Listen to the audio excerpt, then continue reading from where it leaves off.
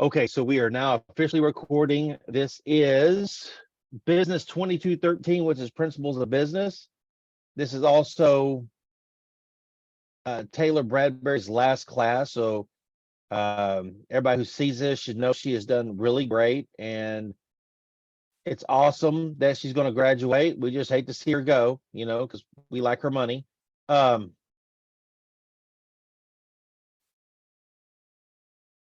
How else am I supposed to get paid? Gosh, guys. Okay, so everybody knows where I'm going to next, which is we'll start with discussions. We'll just get that out of the way. Guys, please do your discussions. And there's somebody in this room and they know who they are who really should do their discussions because they're such an excellent student, but their grade is not where it should be because they don't like to do their discussions. So I'm not going to call anybody out, Now,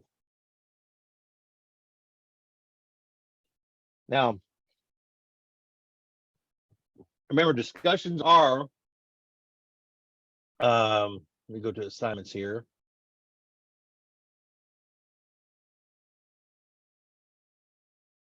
Yes, your discussions are 20 in this class are 20% of your grade, and your online participation is 15%. I don't know why this one is different. I think it was different from before, and nobody has just changed it.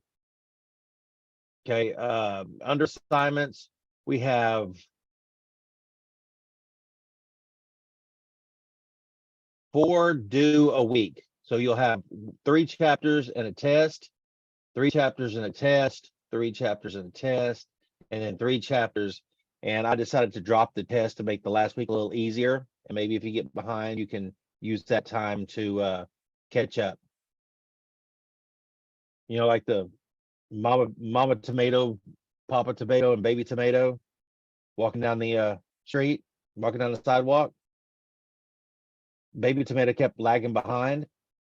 And finally, Papa Tomato got mad, went over and stomped on him and said, catch up.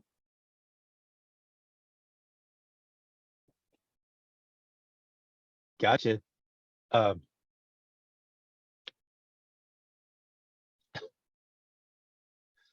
So now online participation for every week, even though you guys are here, just for being here, you get your participation points.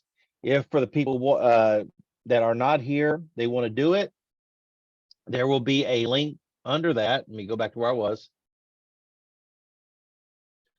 Go to online classroom week 1 or whatever week you're in. Click on the video link. That should pull up a YouTube video, which we will not watch. Oh, that's me. Oh, with a long hair. Let's get rid of that. Oh, I am sharing my screen. Yes. Okay. Once you do that, you're going to do 200 word. You're going to do 200 word about the video, and then upload it to me. And once that's done, you guys will get your points. So that's just in case you miss a week. And like I said, this one is 15%.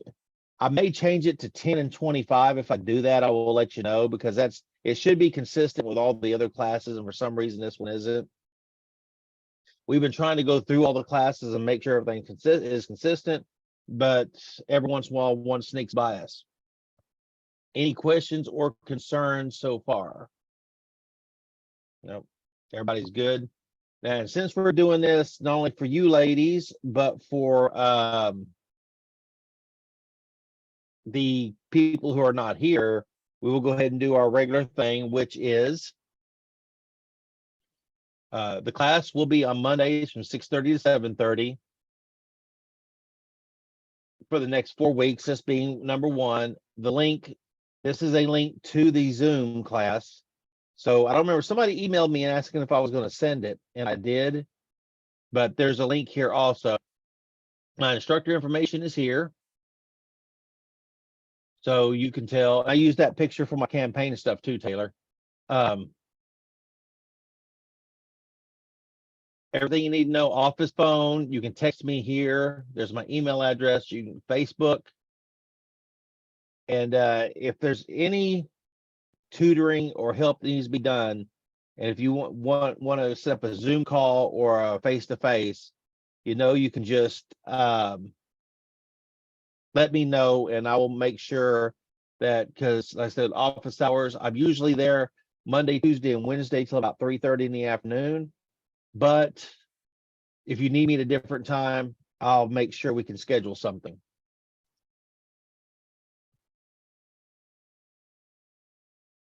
Okay, so we took care of the instructor information, the Zoom class. There's my Facebook page. And I always go through, here's a good read. I know you ladies have seen this sometimes, which is 21 tips for online class success. I really like this one. I usually steer away from these articles like this, but this one puts it into very good perspective. Like I said, take the time, read it. And if you need any help, I'm always here. I keep saying that, but make sure everybody knows. Now, for all the people who aren't here, and I know you guys have seen this 1,000 times, but my favorite video starring Dr. Jordan Peterson here. I recently joined forces with the Daily Wire. Your attention. Okay, so we'll go ahead and watch and record this as well. And it's only 5.5 minutes, so I will see you ladies in just. For example, is mediated by unconscious forces. And you know that perfectly well. And this is another Freudian observation. And everyone can hear that, right? The volume, okay. Audio's working good. If you're sitting down to study, for example, your conscious intent is to study, but you know perfectly well that all sorts of distraction fantasies are going to enter the theater of your imagination. Like doing your nails. Non-stop and annoyingly, and there isn't really a lot you can do about that except maybe wait it out. So you'll be sitting there reading and your attention will flicker away. You'll think about, I don't know, maybe you want to watch Jane the Virgin on Netflix or something like that, or maybe it's time to have a peanut butter sandwich, or you should get the dust bunnies out from underneath the bed, or it's time to go outside and have a cigarette, or maybe it's time for a cup of coffee, or it's like all these subsystems in you that would like something aren't very happy just to sit there while you read this thing that you're actually bored by, and so they pop up and try to take control of your perceptions and your actions non-stop. Maybe you think, well, this is a stupid course anyways, why do I have to read this damn paper, and what am I doing in university, and what's the point of life? It's like you can really get going if you're trying to avoid doing your homework, and then you might think, well, what is it in you that's trying to avoid? Because after all, you took the damn course and you told yourself to sit down. Why don't you listen? Well, because you're a mess.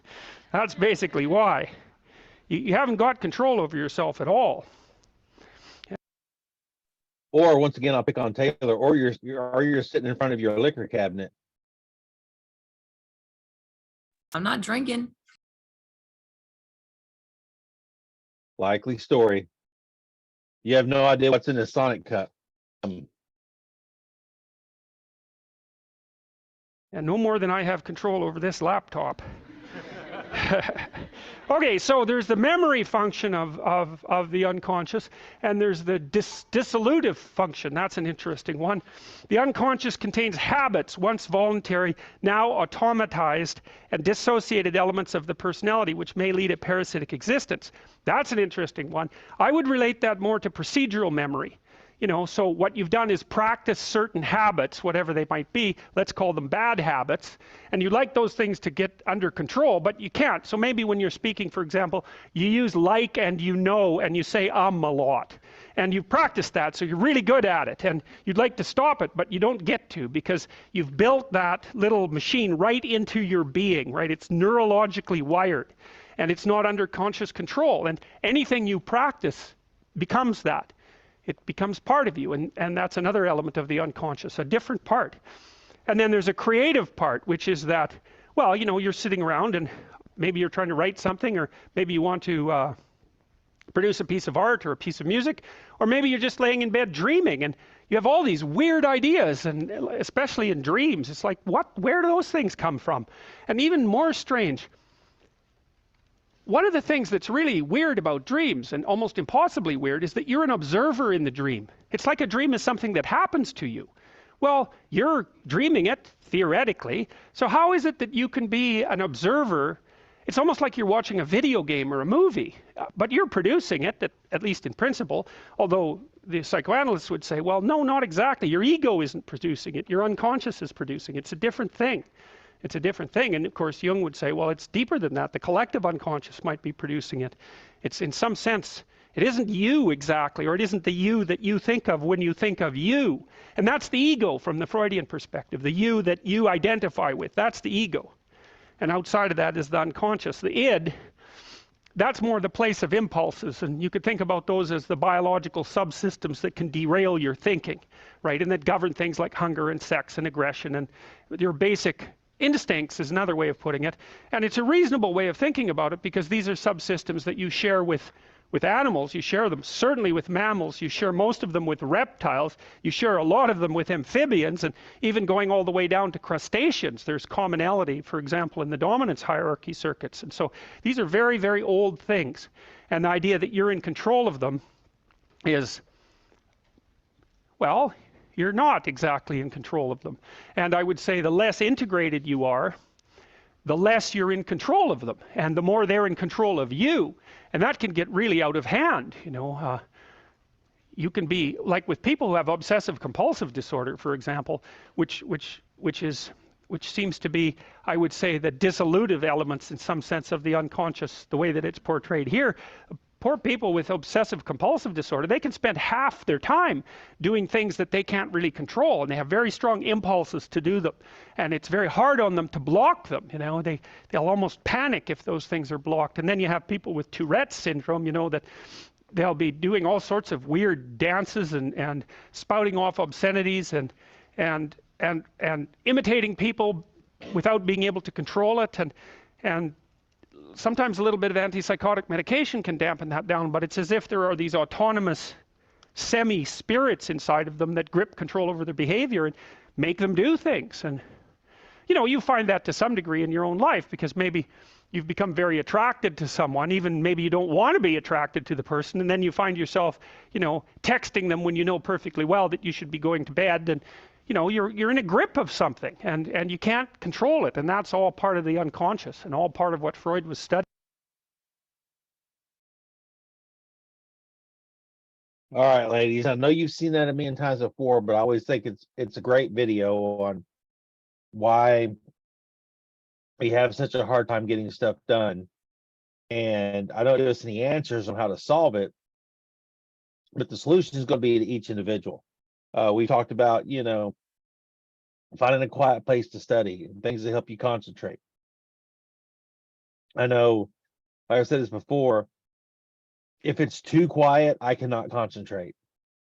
Then my mind runs away with me, and all those little what do they call them, semi-spirits that are running around, they really go off. So I have to have some sort of background noise as I'm working or studying, or it drives me crazy. So we've gone through that we're going to be here from 6:30 to 7:30 on Mondays, where to find my information. There's the Facebook, read this article, and here's our thing here. Any questions so far? Okay, I think you four ladies are the only ones that have actually gone into the Cengage course.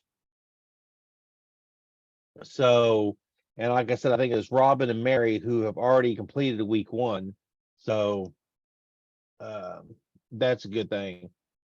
Now, does anybody need any help on anything, any part of this course yet? Well, then we're going to have a short class. Deidre, Robin, anything from the quiet ones over there?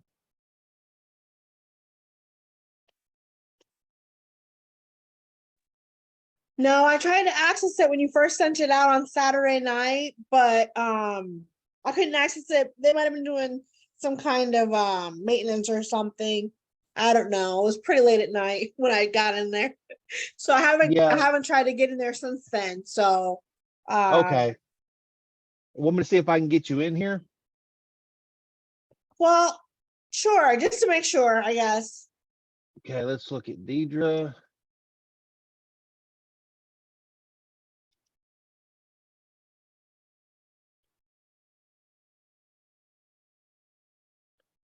All right, we'll go into our modules here. And under course need documents, business 2213. Now you get to the entire course from that one link, and that'll just take you to your homepage. Or you can go through each one just by clicking the assignment from Canvas. So there you are. You are in, Deidre. You should be fine. And once again, like I said, just to show you again, you can go to filters and you can filter this however you wanted. But I always, you know, if I'm gonna go in, I'm gonna filter it so for the ones that count for a grade. And that way you don't have all that extra stuff unless there's things you want to look at. So you should be good to go now, Deidre. Thank you. Hey, no worries. And let me look and see. Well, I guess I need to stop being you for a moment.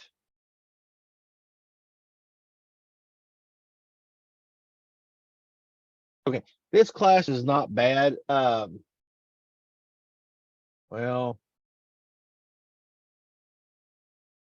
but I can tell you the best way to do it. I don't know if I've said this before or not, which is take the time and read the chapter before you start the questions. So you'll be able to know where to look at in the book. If you try to flip through the book, well, flipping, I guess, is, you know, the electronic flipping, and try to do the questions, look at the same time, it'll take you twice as long as it would if you just read it and then do them, and then you can look back on it. Right here is your full book.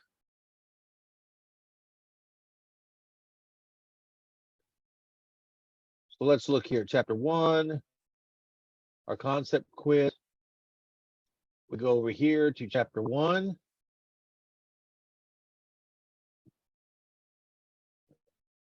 Oh, and maybe we can go through a few of these since we have a few minutes. Which of the following statements is true of millennials? They shaped the internet. They approached adulthood planning to work for success. They were born between 1975 and 1980. They did not feel entitled to a great job when they graduated from college. There should have been an E. They get on Stephen's nerves. But, and it should, okay, is there more than one answer? Nope. Because there will be some questions that'll say check all that applied. You may have one. So let's see what they say about millennials. Oh, another little trick is, if I'm here, well, maybe there's not access to it.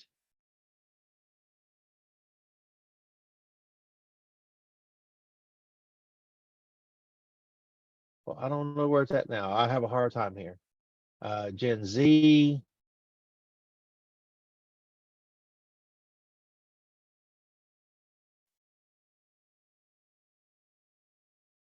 And we got to find a thing about millennials.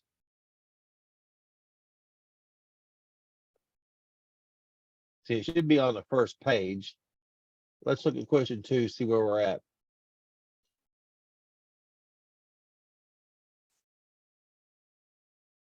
Can anyone tell me what the correct answer of number 1 is?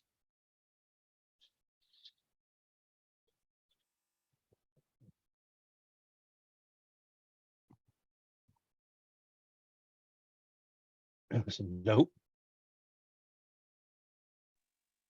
Well, go ahead. Bob? Millennials helped shape the internet. I Is that the believe that's question? right. It is. Yep.